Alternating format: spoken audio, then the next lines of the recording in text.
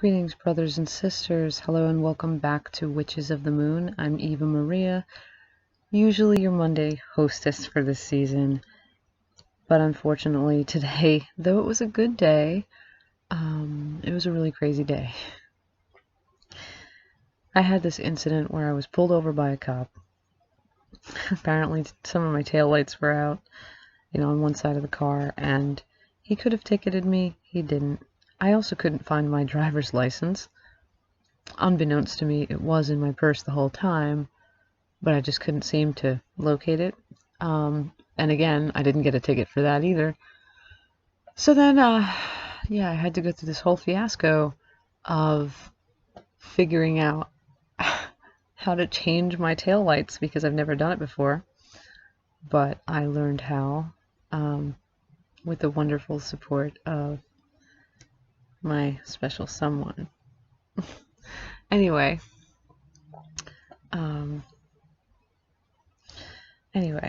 sorry, thinking about him. That's neither here nor there. This week's topic for Witches of the Moon, we're going to be talking about crystals for this week. I'm sure that many of us are going to discuss particular crystals, but in my case, because this video is probably going to kind of be on the short side because I really have to be going to bed, I got home a little late, and then by the time I was able to sit down and film this video, it was like right before my bedtime, and I forgot all about the video. I was like, oh my god, I have to film this video. So that's why you're going to get this late. Anyway, most of us are probably going to be speaking on specific crystals, properties, maybe, ways to work with stones, I'm guessing, maybe ways to cleanse them and things like that. But I wanted to speak on a slightly different topic. I wanted to talk about the myth of the perfect crystal. There are a lot of us, a lot of practitioners, a lot of people that work with crystals, stones, that don't feel very drawn to stones that might have inclusions, chips, maybe less attractive features, and I think that might be because in nature, we as animals, like other animals, we are drawn to symmetry, which is essentially, it's a factor mainly that helps us to recognize beauty and health in others of our species, believe it or not. I saw this whole documentary once on this. Anyway, my point being, a lot of times we're not drawn to crystals that are imperfect. There's this myth that pervades of the perfect stone or the perfect crystal. It's beautifully colored, beautifully shaped or cut, depending. It's perfect, it's gorgeous, there's nothing off about it, and no chips, no scratches, no dirty looking parts, no inclusions, no whatever, no cloudiness, But the funny thing is, if you wouldn't look at people looking only for perfection, why then would you look at a crystal like that? Think about it. Would you look at yourself looking only for perfection? I think we all can acknowledge that perfection, it is a myth. It is a falsehood, a sort of lie, True perfection it's a sort of lie. No one is perfect, nothing is perfect. Even things that appear perfect, and even people that appear perfect are not perfect. So what can we learn from this? Where is the lesson? I think the lesson is embracing imperfection, and particularly when we work with stones that are imperfect and we see the imperfections in them, they can serve as mirrors for ourselves.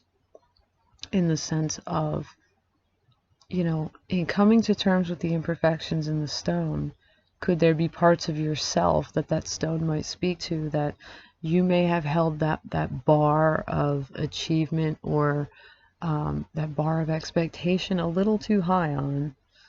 You know, maybe that stone can teach you something about that.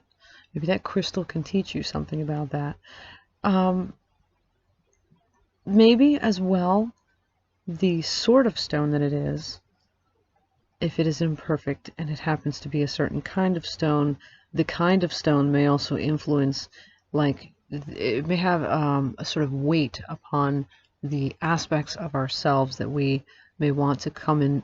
How can I put this? I'm tired and I apologize. Maybe the sort of stone that it is sort of bears a little bit of weight on what part of ourselves we're coming to terms with. In other words, if it's an imperfect rose quartz crystal, for example, maybe that would be a really good stone for doing shadow work or meditative work, in trying to sort of heal rifts, you know, within ourselves that have to do with self-love, or, you know, maybe even that stone, that particular stone, if it is in an imperfect, you know, a really flawed sort of piece of rose quartz, maybe that could help us to come to terms with, you know, self-esteem issues, self-image issues, just all sorts of broken feelings, or unresolved, or, like, you know, kind of uneven feelings that we may have in regard to matters of emotion, love, the heart, family, etc. Or if it is, excuse me, Nixie, get off the, hey, Nixie, oh my god, excuse me, she's climbing the shelf. Nixie, get down, get down, get down, get down, get off the frickin' shelf. Get off the shelf. Get off the shelf. Get off the shelf! Nixie, I'm only going to tell you one more time. Oh my god, she was climbing my desk, climbing the shelves. I'm sorry. This video is probably horrible. So if it's a stone instead of rose quartz, like, let's say it's an earthy stone, a common stone, and it's, you know, jagged, broken, cracked, whatever, and you choose to work with that as a sort of focal point for coming to terms with things that have to do with, like, the earth element in your life that may not be where you feel they should be or could be, that would probably be something that would be very beneficial to you. You know, stones, crystals, they are great teachers. Earth element things have to do with, for example, money, resources, domestic life, what it is you need to survive, physicality. If you have issues about something relating to the physical, or a physical experience, maybe you know, if you have some trauma there, maybe working with a stone that is, you know, imperfect, a stone that is very flawed, can actually help you. It can serve as a mirror, and it can serve as a meditative tool and as a spiritual tool for healing, you know, coming to terms with things that are not perfect, that are not well, that are not, I guess you could say, smooth, or I'm reluctant to use the word whole, because, you know what, not everything has to be whole.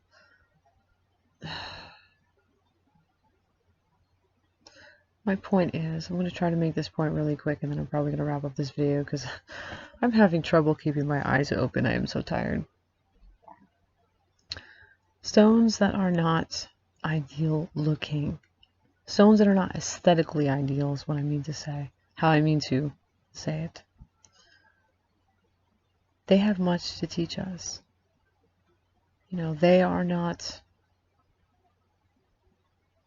beautiful necessarily, but they are no less powerful. In fact, I think in certain ways they are more so. I heard one practitioner who worked with stones once say that they believed that stones that are imperfect are made that way. Well, not made that way, but they come to be that way for a reason. That the supposed imperfections, cracks, whatever, cloudiness, scratches, whatever in them, serve a purpose in the way that the stones, you know, resonate or reflect, you know, energy and sort of operate. You know, their physical state is actually just the way they need to be. Sorry if this video is a little rambly. I really have to get to bed, but I hope I've at least given you some food for thought that crystals that are not aesthetically... Oh my god, my cat is pissing me off because she's making noise right when I'm trying to make a video. Stones that are not aesthetically pleasing, perfect, or whole. Maybe they're that way because they should be. They're mirrors of us. They can teach us much about parts of ourselves, parts of our lives, even experiences we've had that are not perfect, that are far less than perfect. They can serve as really powerful meditative tools. Their resonance is more important than their appearance. And that's true about people too. Yes, Nixie, that's true about people too. You know, what we radiate, how we are on the inside, is a lot more important than how we appear on the outside. Just a little food for thought before everyone else this week kind of starts getting a little more in depth into this. I apologize for the lateness of this video. I did not foresee events today to happen the way that they did. Though honestly, I'm still grateful that things played out the way they did today, because they could have played out really bad. I've said what I've hoped would at least... This cat is driving me nuts. Nixie! What? I've said what I hope will at least start the hamster wheels in your head turning. And I'm hoping next week's video is a lot better than this one, because, oh my god, this is just all over the place. Just please, you know, I'm inviting you to give a little thought to the myth of the, you know, perfect crystal. Really, you know, let that roll around in your mind. Consider the things I said about imperfection, you know, and how valuable of a tool that can be in terms of self-discovery and introspection. And, you know, crystals that are, again, aesthetically not beautiful per se, in the opinions of many,